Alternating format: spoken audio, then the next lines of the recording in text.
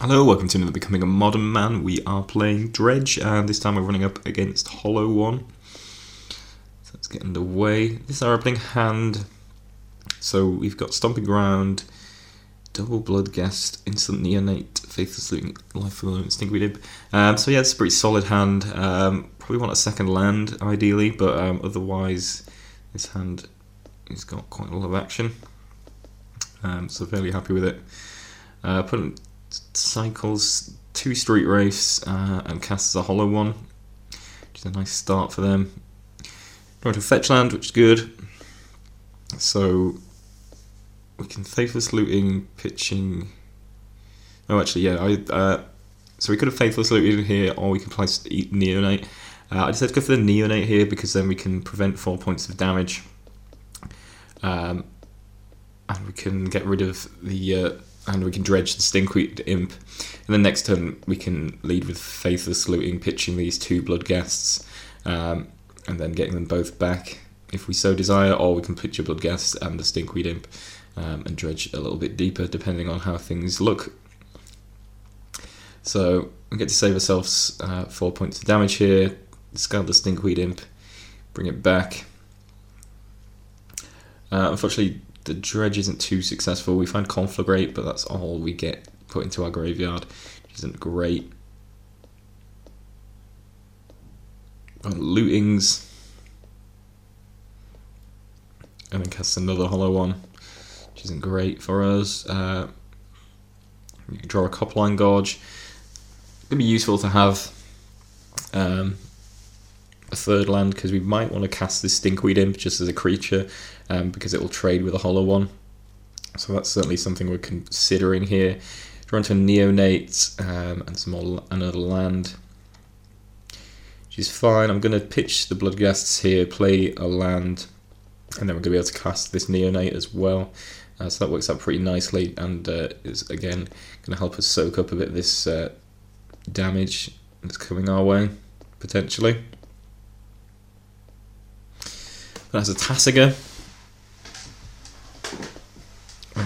which obviously adds another large threat to the board, which is not ideal. Again, I'm going to soak up the damage, get another Dredge with our Stinkweed Imp, hopefully find something. Again, not a great a Dredge, unfortunately. So here I'm going to get that Golgari Thug, which puts a couple of prized amalgams into the graveyard, which is nice, but unfortunately we don't actually have any creatures to get back from the graveyard, so we can't get those just yet. I'm going to attack here because we might as well. But he's going to take 4, because obviously the plan is if he blocks one of the Bloodghasts, we can play a land, get these amalgams back, and that actually works out more profitably for us, so our opponent is on to us on that one. Unfortunately, I'm just going to play Stinkweed Imp here, as it can trade, as I say, with any of these creatures. So hopefully we'll just take 8 and see our way through. Opponent has a Neonate. Just going to block the Tasiga here, as it's the biggest card. I mean creature, rather, and take 8 down to 6. I'm going to dredge back Stinkweed Imp. Unfortunately, we still haven't found a Bloodghast or an Archamoeba or anything to get these prized amalgams into play. Frustratingly enough, we're going to attack for 4 here, but went down to 7. And we can live next turn, but we're going to go down to 1 by the looks of things. And unfortunately, our opponent has a Lightning Bolt to kill off the Stinkweed Imp, and that means he can attack for lethal. So yeah, kind of an awkward one. We kind of almost got there, I suppose. Like, if we'd gone to 1, hopefully we'd been able to dredge up finally another Bloodghast or something, or even an Archamoeba, and then we would have been able to get these prized amalgams into play, and then certainly the shoe would be on the other foot in terms of the race situation. But yeah, unfortunately our opponent applied a bit too much pressure too quickly, and we weren't able to answer that effectively, which ended up in us just losing out here. So let's go on to the sideboarding. So in terms of sideboarding, We have Leyline of the Void. I suppose we want to bring that in. Obviously, that's going to be fairly effective against them, turning off their Faithless Lootings, their Blood Guests, and anything else they might be playing that comes back from the graveyard. I suppose I didn't really run Blood Guests, but yeah, it means they can't cast their Delve creatures, Anglers, Tassigers, etc. So I guess Leyline comes in this matchup. Ancient Grudge is kind of an option, I suppose, as a way of destroying Hollow One. I think we're better off with Lightning Axes, as there can be answers to Anglers, Tassigers, or Hollow Ones, so I definitely think we want to be bringing those in. And yeah, I suppose we could think about Ancient Grudge or Nature's Claim as an answer to Hollow One, but it's only an answer to Hollow One, so I think that's probably slightly risky. Probably just better for bringing in the Lightning Axes and the Leyline of the Void. In terms of cards to cut, Dark Blast doesn't really seem to do a lot. I suppose it kills Neonate on their side of the board, but not really anything else, so probably want to cut that. And then we can probably cut an Archimedes, a Golgari Thug, or maybe even a Haunted Dead, I suppose. Actually, Haunted Dead's fairly good. Getting a token to chump block is quite nice, so yeah, I think probably one of those cards, or maybe even a Neonate, I suppose. But that was a good chumper as well, so yeah, kind of tricky. All these cards are pretty good. I suppose Conflagrate is possibly not at its absolute best in the terms of that their creatures are quite large, so killing them all is going to be quite difficult.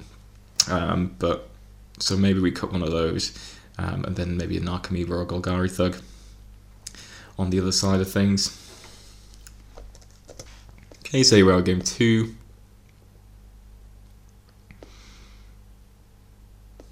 So this is our opener. Oh, it looks like we did bring in the Ancient Grudges. Yeah, I don't hate that, but I don't know if it's necessarily the right thing to do. So this hand doesn't really do enough. I suppose we could hard cast a Blood Gas, but that all seems kind of slow. I assume we mulliganed this. Okay, no, we didn't. Interesting. Yeah, I think in hindsight we probably should have mulliganed this. I guess we've got creatures to cast on various turns, which is nice, but this hand is otherwise quite slow. I'm going to play Golgari Thug here.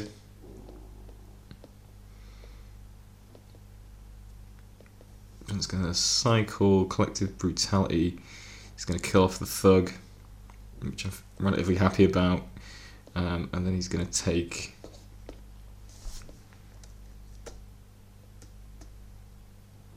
our Ancient Grudge out of our hand,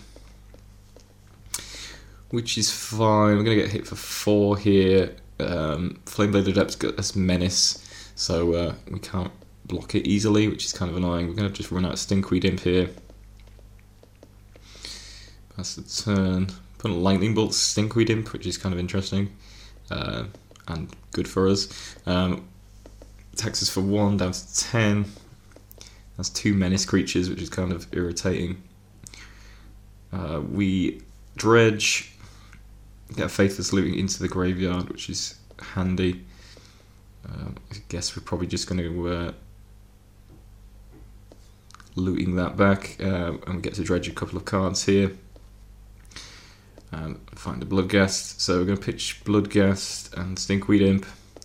Narcomoeba is going to come into play. I'm going to play land and get a couple of Bloodghasts back into play.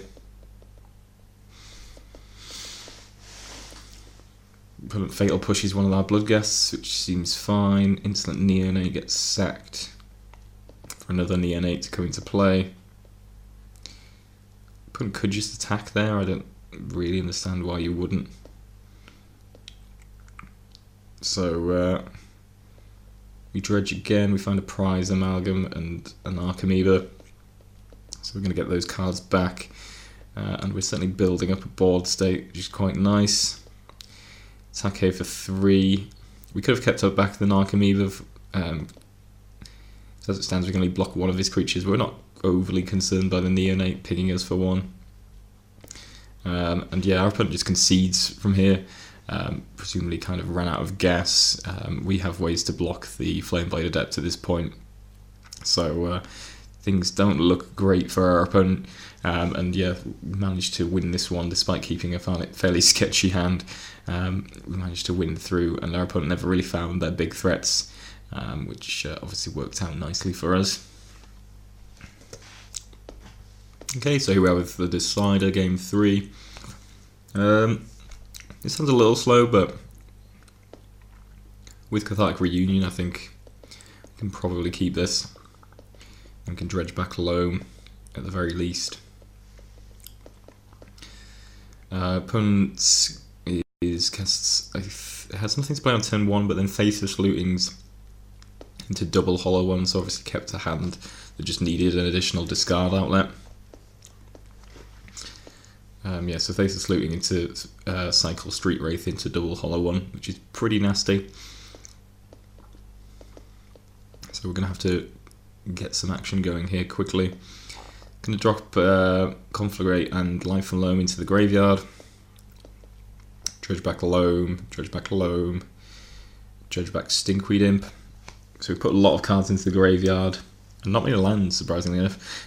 So we've got a Bloodghast in there, we've got 2 prized amalgams, we've already got the Conflagrate in there, and we've got Life from the Loam as well as a Dredge outlet. So that's fairly good, but we are going to be hit for 8 here, which is certainly going to hurt. It's down to 9, and our opponent has a follow-up Gurmag Angler, which is really unfortunate. So we dredge back a Stinkweed Imp. Narcomoeba is going to bring back these prized amalgams.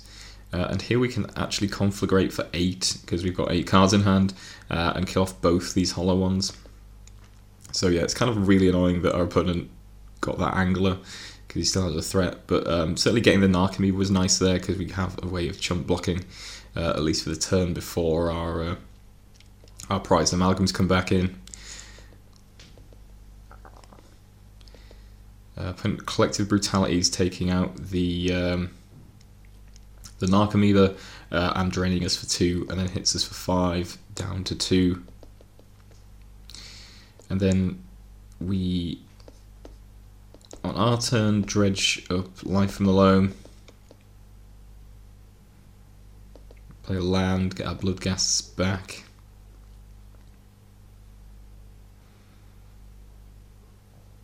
Choose not to attack, obviously because any removal spell that takes out an amalgam then leads to us being dead.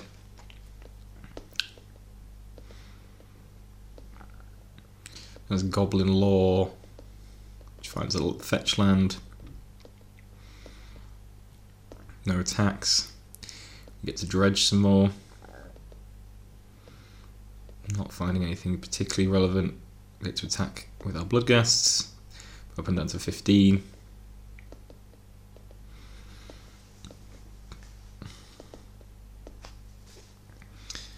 And there's a Giant Bolt here.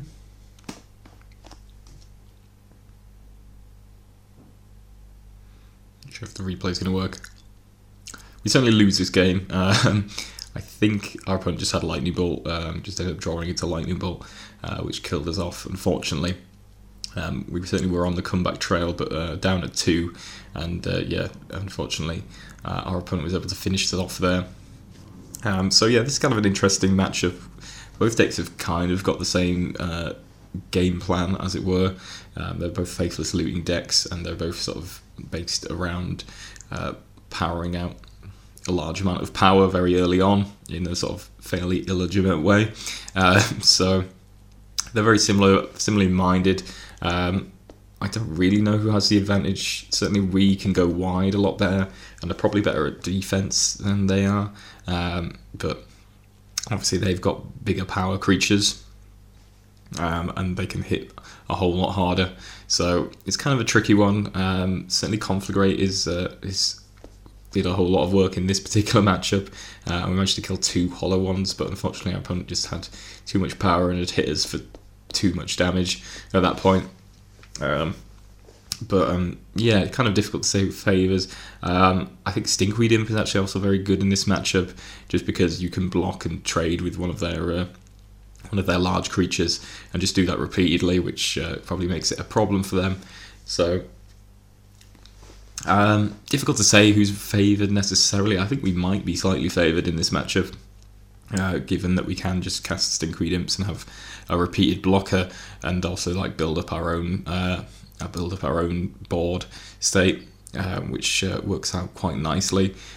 So yeah, as long as we can stabilise and we don't get hit too hard too early, then I think this is a relatively good matchup. And yeah, I think that works out okay, even if we didn't come out on the winning end in the end.